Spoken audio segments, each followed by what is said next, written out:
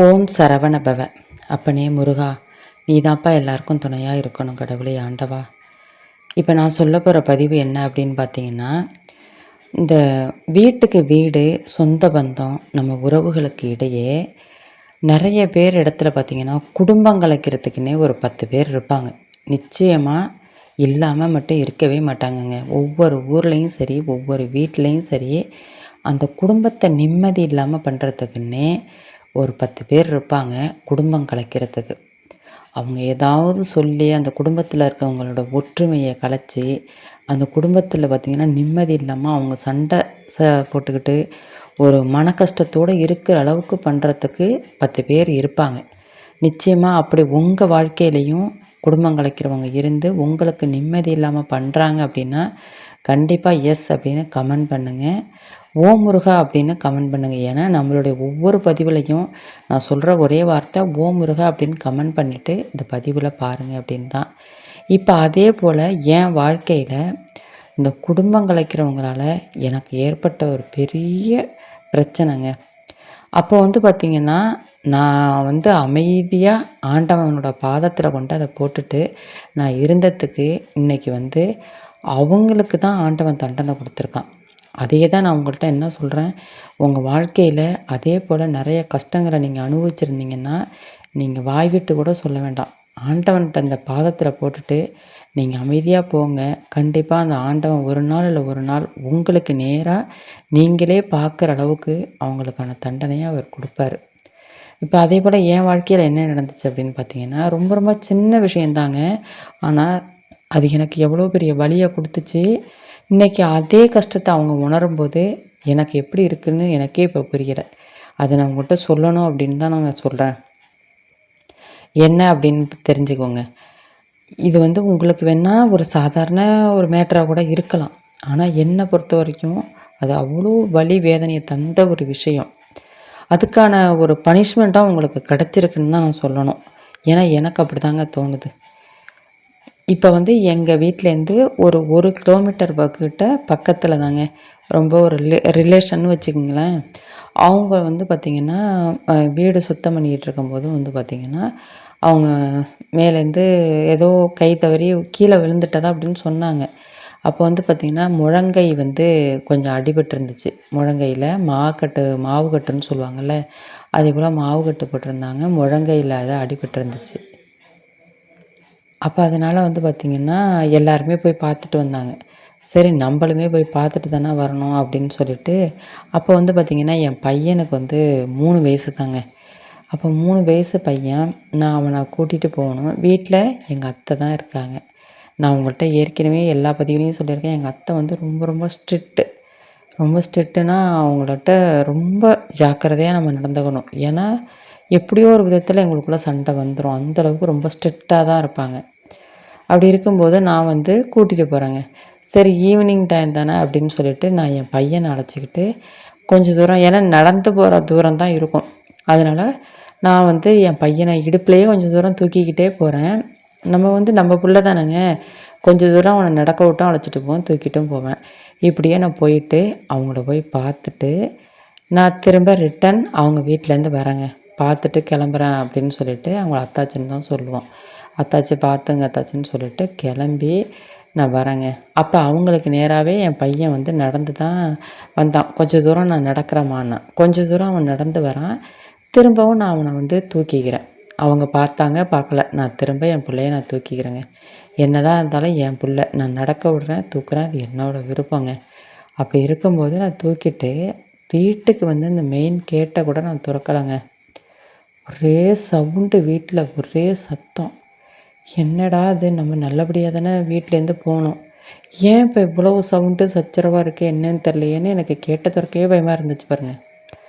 என்ன அப்படின்னு பார்த்தா வாசல்லே நிற்கிறாங்கங்க. வீட்டுக்குள்ளே விடாத அளவுக்கு வாசல்லே நிற்கிறாங்க. யார்? எங்கள் அத்தை. என்ன அப்படின்னு சொல்லிட்டு கிட்ட போயிட்டு கேட்குறேன், நீ எப்படி பிள்ளைய நீ நடக்க விட்ட, எப்படி நீ பிள்ளைய நடக்க விட்ட அப்படின்னு அப்படியே அவங்க ஒரு ரூல்ஸாக பேசுகிறப்ப எனக்கு என்ன சொல்கிறதுனே தெரியலங்க. நான் தூக்கிட்டு தான் போனேன். கொஞ்சம் நேரம் நமக்கும் கை வலிக்கும்லங்க, கொஞ்சம் நேரம் கீழே விட்டு நான் நடக்க விட்டு தான் அழைச்சிட்டு போனேன். நான் தூக்கிட்டு தான் போனேன்னு சொல்கிறேன். இல்லை, நீ எப்படி நடக்க விட்ட? இப்போ நான் போய் பார்த்துட்டு வந்தேன் பாருங்க, ஒருத்தங்கள போய் பார்க்க போனேங்கிறேன் பாருங்க. இவ்வளோ தூரம் கஷ்டப்பட்டு அவங்கள நான் பார்க்க போயிட்டு வரேன் பாருங்க. அவங்களே ஃபோன் பண்ணி, இதுமாரி அவள் தான் எனக்கு ஃபோன் பண்ணா அப்படின்னு, என்ன மாமி இப்படி உங்கள் மருமக இந்த பேரனை இப்படி ரோட்டில் நடக்க விட்டு அழைச்சிட்டு வருது அப்படின்னு சொன்னாங்களாம். அப்போ இதமாரி ஏங்க நான் வீட்டுக்கே வர்றதுக்குள்ளே அவங்க ஃபோன் பண்ணி எங்கள் அத்தைக்கிட்ட இதை சொல்லி என் குடும்பத்துக்குள்ளே எவ்வளோ பெரிய பிரச்சனையை தெரியுமா ஏற்படுத்தினாங்க. நான் நடக்க விட்டது ஒரு குத்தமாங்க? என் பிள்ளைய நான் நடக்க விடுறது, இப்போ சின்ன பிள்ளைங்க ஓடும் ஒடியாரும் நடக்கும், நான் நடக்க விட்டது ஒரு குத்தமாங்க? நீ எப்படி பிள்ளைய நடக்க விட்ட? அவள் ஃபோன் பண்ணி என்கிட்ட சொல்கிறா, உங்கள் மருமக உங்கள் பேரனை நீங்கள் எவ்வளோ கஷ்டப்பட்டு வளர்க்குறீங்க, உங்கள் மருமக என்னடான்னா பேரனை கீழே நடக்க விட்டு அழைச்சிட்டு வருது அப்படின்னு சொன்னா அப்படின்னு சொல்லும்போது, எனக்கு எங்கள் அத்தை மேலே ஒரு கோவம்னா, அவங்கள பார்க்க போனோம் பாருங்க, அவங்க மேலே எனக்கு தீராத கோபம் வந்துட்டுங்க. நம்ம இவங்களையா நம்ம இவ்வளோ நேரம் இவ்வளோ மெனக்கெட்டு இவங்களுக்காகவே நம்ம பார்க்க போனோம். நம்ம வீடு வர்றதுக்குள்ளேயே நம்ம குடும்பத்துக்குள்ளே இவ்வளோ பிரச்சனையை ஏற்படுத்தி நம்மளை அழுவ வைக்கிறாங்களே அப்படின்னு எனக்கு என்ன சொல்கிறதுன்னு உண்மையாக சொல்கிறேன். அந்த நேரம் எனக்கு அவ்வளோ கஷ்டமாக இருந்துச்சுங்க. இது வேணா உங்களுக்கு சாதாரண ஒரு விஷயமா தெரியலாம். ஆனால் மாமியார் மருமகளாக இருக்கிற ஒவ்வொரு வீட்லேயும் சின்ன சின்ன உப்பு பெறாத விஷயங்க, சின்ன சின்ன விஷயமாக தான் இருக்கும். அதுக்கு மாமியார் கேட்குற கேள்விக்கும் மருமவன் நடுநடுங்கி பதில் சொல்கிறதும், அது எவ்வளோ பெரிய வலி வேதனைங்கிறது யாருக்குமே தெரியாதுங்க. கோடி கணக்கில் கடை வச்சுக்கிட்டு பெரிய பெரிய பிரச்சனையெல்லாம் இருக்கும், அவெல்லாம் கூட சமாளிச்சுட்டு வந்துடுவான். ஆனால் அந்த மாமியார் பிரச்சனையில் இந்த மருமக பதில் சொல்கிறது இருக்கு பாருங்க, அது மட்டும் யாருக்குமே இந்தமாரி ஒரு கொடுமையே வந்துடக்கூடாதுன்னு தாங்க நான் ஆண்டவன்கிட்ட வேண்டிக்குவேன். அப்படி இருக்கும்போது அவங்க வாசல்ல நிற்க வச்சுக்கிட்டு என்னை கேள்வி மேலே கேள்வி கேட்டு, எப்படி நடக்க விட்ட, எப்படி நடக்க விட்ட, அப்படி இப்படின்னு அவங்க பாட்டுக்கு அப்படி ஒரு மாதிரியாக கோபமாக அந்த முகத்தை வச்சுட்டு பேசும்போது எனக்கு என்ன சொல்கிறதுனே தெரியலைங்க. நான் எதுவுமே செய்யலை. நேராக போய், அம்மா தாயே, நான் ஓம் சக்தியை தான் நான் கும்பிடுவேன். நானும் இன்னொரு பதிவில் சொல்லியிருக்கேன், எனக்கு அம்மா தான் எனக்கு எல்லாமே அப்படின்னு. நேராக போயிட்டு சாமி ரொம்ப கதவை திறந்து விட்டு, அம்மா தாயே ஓம் சக்தி, நான் உன்னையே நம்பி தானமாக இருக்கேன், நானும் ஒரு பொண்ணு தானம்மா, அவங்கள பார்க்க போனதுக்கு ஒரு குத்தமாம்மா, அவங்க என் குடும்பத்துக்குள்ளே இப்படி பிரச்சனையை ஏற்படுத்தி விடுறாங்களே, ஏம்மா என் குடும்பத்தை நிம்மதி இல்லாமல் இப்படி பண்ணுறாங்க, அவங்களும் ஒரு பொண்ணு வச்சுருக்காங்க, ஏம்மா என் குடும்பத்தில் என்ன ஏம்மா இப்படி தண்டிக்கிறாங்க அப்படின்னு சொல்லிட்டு சாமிக்கிட்ட நான் பாட்டுக்கு அழுவ ஆரம்பிச்சிட்டேங்க. என்னோடய கஷ்டம் தாங்க முடியாமல் புலம்ப ஆரம்பிச்சிட்டேன். அதோடு நான் சாமிக்கிட்ட பாரத்தை போட்டுட்டு அப்படியே என் வேலையை பார்த்துக்கிட்டு அப்படியே இருந்துட்டேங்க. இதே போல் தாங்க ஏதாவது ஒரு கேள்வி கேட்டாங்கன்னா எங்கள் அத்தை, ஒவ்வொரு இடத்துலையும் அவங்க கேட்குற கேள்விக்கு என்னால் பதில் சொல்ல முடியாமல் அழுதுகிட்டே தாங்க இருப்பேன். சாமிக்கிட்ட போய் அழுவ ஆரம்பிச்சிருவேன். எனக்கு அதுக்கு மேலே வேறு எதுவுமே செய்ய தெரியாதுங்க. உடனே அம்மா தாயே பராசக்தி நீ பார்த்துக்கம்மா, நான் உன்னையே நம்பிதாம்மா இந்த இடத்துல இருக்கேன் அப்படின்னு சொல்லிக்கிட்டே தாங்க என் காலத்தை நான் ஓட்டுவேன். ஏன்னா நான் பிறந்த இடத்துலையும் போய் அவங்கள்ட்ட நான் அவங்க மனவேதனையை நான் ஏற்படுத்த மாட்டேன். அதே போல் என் கணவரும் வெளியில் இருக்கார், அவங்கள்ட்டையும் சொல்ல மாட்டேன். என்னோட எல்லா கஷ்டத்தையும் அந்த அம்மாட்டையே பாரத்தை போட்டுட்டு அழுதுகிட்டு அப்படியே போயிடுவேன். இப்போ என்னடான்னா இதில் என்ன நடந்துச்சுன்னு கேளுங்க. நான் அழுதது அந்த அம்மா ஆதிபராசக்திக்கு தாங்க முடியலை போல். இப்போ நான் சொன்னேன்னா ஒருத்தங்க ஃபோன் பண்ணி சொன்னாங்க, எப்படி பேரனை நடக்க விட்டு அழைச்சிட்டு வந்துச்சுன்னு சொன்னாங்கன்னு சொன்னேன் பாருங்க. அவங்களும் ஒரு பொண்ணு வச்சுருக்காங்க. அதையும் நான் சாமிகிட்ட சொன்னேன். இந்த பாருங்க பள்ளியோட உத்தரவு அடிக்குது பாருங்க, அவங்களும் ஒரு பொண்ணு வச்சுருக்காங்க தாயே, அம்மா ஒரு பொண்ணோட வாழ்க்கையில் இப்படி விளையாடுறாங்களே, அவங்களும் ஒரு பொண்ணு வச்சுருக்காங்களேன்னு தானே சொன்னேன். அவங்க பொண்ணை கல்யாணம் பண்ணி கொடுத்து அவங்களுக்கு பேரன் பிறந்தாங்க. பேரன் பிறந்தான்னா அவனுக்கு பார்த்திங்கன்னா இடுப்புக்கு கீழே அவனால் நடக்க முடியாது. இடுப்புக்கு மேலே பார்த்திங்கன்னா உடம்பு அப்படியே நல்ல உடம்பாக இருக்குது. இடுப்புக்கு கீழே 2 காலும் அப்படியே சோர்ந்து போய் தூக்கி வச்சுருப்பாங்கன்னா 2 காலும் நாண்டுக்கிட்டு கிடக்கும். நடக்கவே நடக்க மாட்டாங்க.